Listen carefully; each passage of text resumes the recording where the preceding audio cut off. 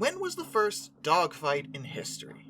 It's a fair question, and if you ask a lot of people, they usually point to World War I.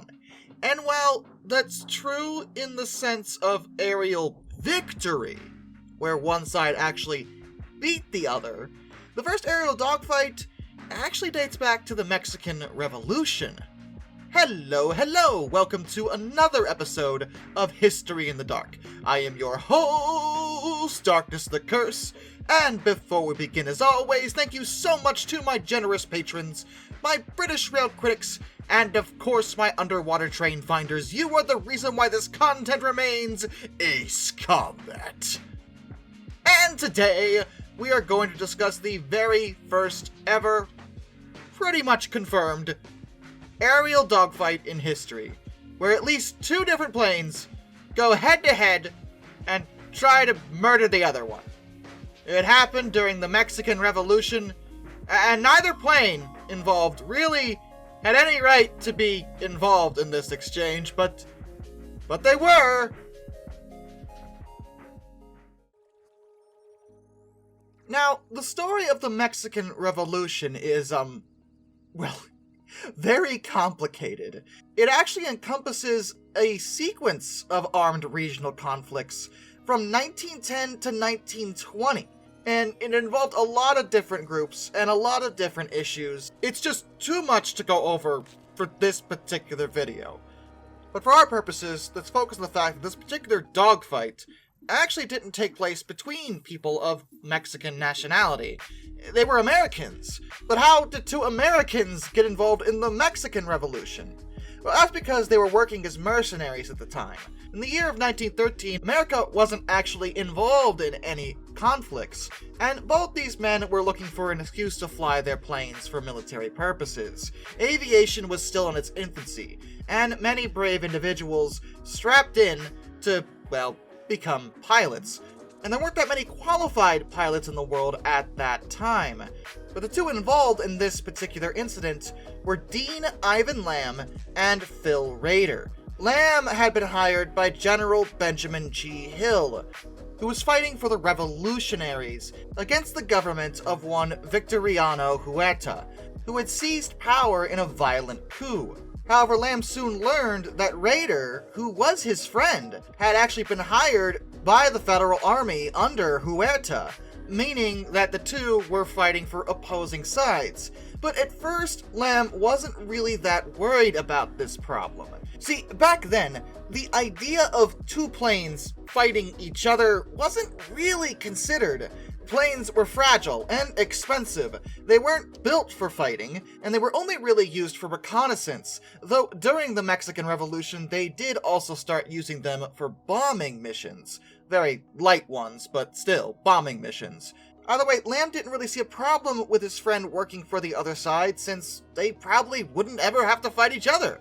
Even though they were both pilots, two planes fighting just didn't happen. Lamb was given a Curtiss Model D pusher biplane to fly, which, it was a pusher and a biplane, and made of wood and fabric. Not at all a combat aircraft, is what I'm trying to say. And don't think that Rader was somehow more well-armed. He was given a Christofferson pusher biplane, which, yes, these two, no, not the type of aircraft you'd want to fight, at all. They were very early designs, and while they were very influential for future aircraft development, they were not meant to get shot at, as you might imagine. Curtiss's early planes were actually pretty historically relevant, as in order to get around the Wright brothers' patent on wing warping technology, he utilized ailerons instead, which you may recognize as something that the vast majority of airplanes today, in fact, nearly all of them, have. The wing warping thing didn't really take off the way the Wright brothers had thought. We're talking the very early days of aviation here. These planes were not battle-hardened. They were utilized because they were in the sky, and you could see a lot, hence reconnaissance. But that's, not what wound up happening. On November 30th, 1913, before Lamb took to the sky, Hill ordered him to use his pistol on the enemy pilot that was also believed to be in the area. This was something Lamb didn't expect, because that was just insane. But he had to follow his orders, because those were his orders. He was being paid to work for them. He had to do what he was told when it came to warfare. But this, of course, worried Lamb, because again, Raider was his friend, and he really did not want to kill his friend, no matter how much money he was being paid to be a mercenary. And thus, when he came upon the plane, he racked his brain trying to figure out a way out of the situation, where he could follow his orders, but not actually follow his orders, if that makes any sense. He knew the other pilot had to be Raider, so instead of firing at first, he made the first interception of one aircraft to another, flying so close to Raider's plane that they almost plowed into each other. Raider was also a skilled pilot, and he veered off, shaking his fist at Lamb. Then he pulled his own pistol and actually fired. Lamb was surprised by this display at first, but then he noticed that Raider was firing below him, not at him. Raider was putting on a show too. Thus, silently, both pilots agreed to pretend to fight each other. Lamb began firing his pistol as well, but purposely aiming wide, well away from Raider. As a result, this first dogfight between two planes was less an actual fight and more a show between two friends, two Americans, because both their bosses had told them to kill each other, and they just weren't gonna do that. Whenever they fired, they would turn their planes away from each other in reaction, making it look like a round might have hit them, except that they didn't, ever, at any point. Eventually they had to reload, and they knew as long as they used all their ammunition, no one on the ground would actually really know that they weren't trying. After all, they were the only two qualified pilots in the area, so how was anyone else gonna know that they weren't really actually trying to kill each other? So when they finally ran out of ammo, after going back and forth with this display for a while, they waved to each other and then went back to their respective bases. They apparently received a hero's welcome because the show had been very impressive, even though both men knew that they had actually just not been trying whatsoever in any real way.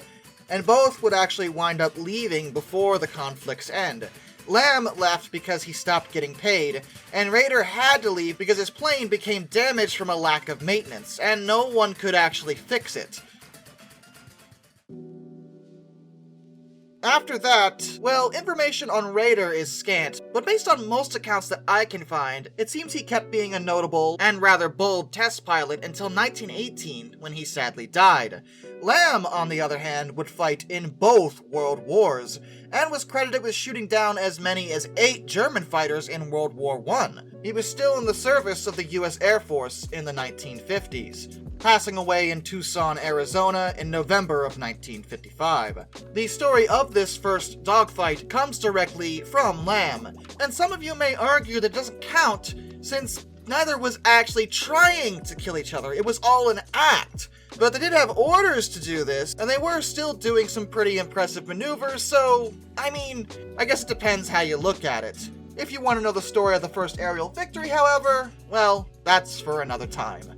And with that, a special thank you to all my underwater train finders, Some Dude 267, Orange Glass, Benjamin Owens, Panzer Kitchen 131-232, Josh Johnson, Metal for Life Guy, Anzac A1, Arthur Roy, Tommy Rossini, Lord Captain Von Thrust III, Joshua Long, Brian, Jack Carson's Raro Videos, Hayden DeGrow, Master of None, Lord Hoth 444, That Guy with a Beard, Mark Holding, Murder Drone Stall, A-Person 723, DM Trouble Typhoon, Alfonso Lapuche, Royal Hudson 2860, Isurfer 1405, Charles Kwiatkowski, Matthew Wolf, Ohio Trucker 1, Mr. Sleepy, Matt Weaver, Albert Jaspers, Tom Red Lion, Ennis Productions 8104, Hannah Bird, Hendrick Motorsports Fan 5, Wheeljack 8401, Rescues Greyhounds, Dr. Racer 78, and the Baxter. Till next time, this is Darkness, and I bid you all a fond farewell.